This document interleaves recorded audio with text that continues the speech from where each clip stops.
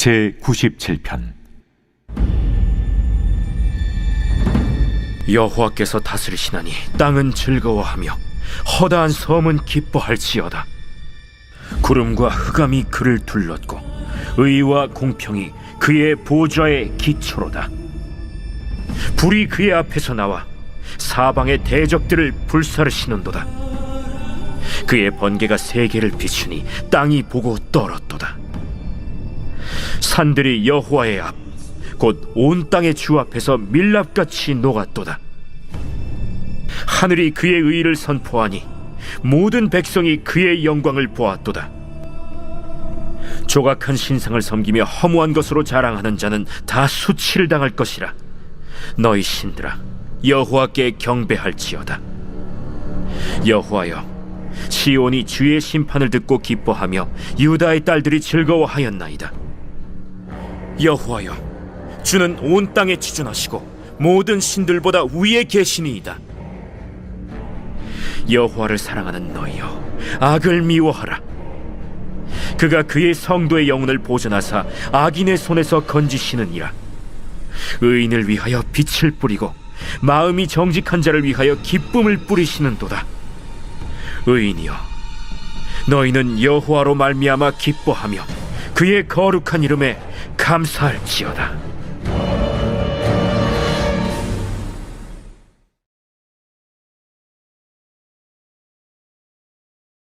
할렐루야. 오늘 우리에게 주신 하나님의 말씀은 시편 97편 1절부터 12절까지 말씀입니다. 오늘 말씀의 제목은 하나님의 사람아 악을 미워하라 입니다. 저는 예전에 모교회에서 예배 후 청년부 모임을 가졌는데요. 그때 한 영상을 본 적이 있습니다. 상당히 간단한 영상이었는데요. 한 어린아이가 폭풍우가 몰아치는 밤에 아빠의 품에 안겨서 빗속에 집으로 돌아간 거예요. 근데 그 돌아왔던 길을 회상하면서 독백하는 그런 영상이었습니다. 그는 이렇게 고백합니다. 바람이 세차게 불고 비가 내리고 사방은 어둠으로 가득 찼지만 나는 아빠의 품에 안겨 있었기 때문에 놀랍도록 평온했습니다. 라는 고백을 해요. 그는 어떤 환경이어도 상관이 없었던 거죠. 그가 신뢰하는 아빠의 품에 안겨 있었기 때문입니다. 요즘 그리스도인들이 미래를 불안해하고 염려하며 환경의 변화에 민감해진 것은요, 하나님의 부재를 느끼고 있는 상황으로 판단이 됩니다. 마치 물 위를 걷던 베드로가요, 물 아래를 보고 빠져들어간 것과 같죠. 옆에 주님은 계시지만 주님은 안 계십니다. 환경이 보이게 되니까요, 주님의 말씀은 온데간데 없이 사라져버려서 물에 빠져들어가는 베드로였던 거죠. 이같이 우리가 하나님을 느끼며 사는 것은요, 우리 삶에서 참 중요합니다. 하나님은 우리의 근원이 되시기 때문이에요. 우리는 하나님과 동행할 때 비로소 안정감을 느끼게 되고요. 무엇보다도 악을 멀리하는 삶을 살 수가 있습니다.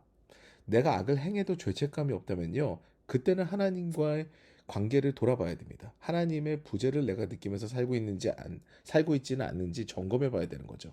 또한 악을 보고도요, 악이 보이지 않고 분별이 되지 않는다면요, 그것도 하나님과의 관계를 돌아봐야 됩니다. 하나님을 사랑하고 말씀에 올바른 판단이 선 자는요, 악을 온전하게 구분할 수 있기 때문이에요. 다른 사람들이 이것은 악이야 라고 이야기를 했는데도 내 눈에 악이 보이지 않는다면요, 그때는 내가 하나님의 말씀을 어떻게 보고 있는가, 다른 사람들은 어떻게 보고 있는가, 이걸 한번 판단해 볼 필요가 있어요. 이른바 하나님을 사랑하는 하나님의 사람은요, 악을 온전하게 분별하고 미워하기 때문입니다. 오늘 본문인 시편 97편은요, 여호와 왕권시로 분류가 되고요, 전능하고 위대하신 하나님을 노래하며 그 하나님을 사랑하는 백성인 우리의 삶의 모습은 어떠해야 하는지를 이야기하고 있는 시입니다. 먼저 1절, 2절 말씀을 보시겠습니다. 여호와께서 다스리시나니 땅은 즐거워하며 허다한 섬은 기뻐할지어다. 구름과 흑암이 그를 둘렀고 의와 공평이 그의 보좌의 기초로다. 아멘. 하나님의 통치로 인해서 땅이 즐거워하고 섬이 기뻐합니다. 하나님의 통치는요, 의와 공평으로 다스려지기 때문이에요.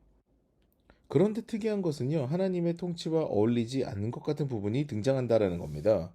바로 구름과 흑암이 하나님을 두른 것인데요, 이것은 마치 시내산에서 현현하신 하나님의 모습과 흡사합니다. 모세가 시내산에 오르기 전에 하나님께서 시내산에서 말씀하실 때요, 구름과 흑암이 그 산에 있거든요. 이것은요, 감히 범접할 수 없는 하나님을 의미합니다. 또한 하나님께서는요, 환경에 영향을 받지도 않는 분이시죠. 구름과 흑암도요, 결국은 하나님의 창조물입니다. 하나님 앞에서는요, 부정적일 수가 없는 거죠. 그래서 우리는요, 사망의 음침한 골짜기를 지날지라도 주님께서 함께 하시면 두려움이 없는 겁니다. 그 놀라운 안정감을 주는 그 하나님을 사랑하게 되면요, 하나님께서 원하시는 일을 하기 위해 애쓰게 되겠지요. 그 내용이 바로 본문 10절에 등장합니다.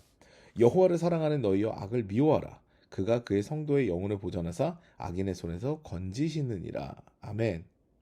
하나님을 사랑하는 자는요, 하나님께서 세우신 법도와 율례를 존중하는 자입니다. 말씀에 밝은 자예요.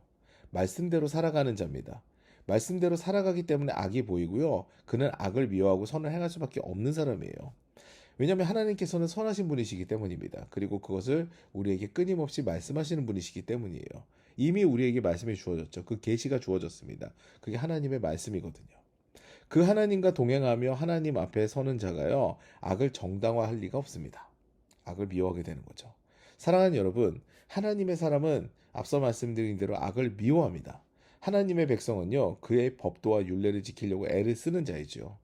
우리가 하나님으로 인해서 평안을 누리고 은혜를 받았으면요, 하나님을 날마다 더 사랑하며 그 하나님의 법도를 지키고 살고 또 그것을 다른 이들에게 전하는 삶을 살아야 할 것입니다. 오늘도 그 은혜로 충만한 하루가 되시기를 주님의 이름으로 축원합니다.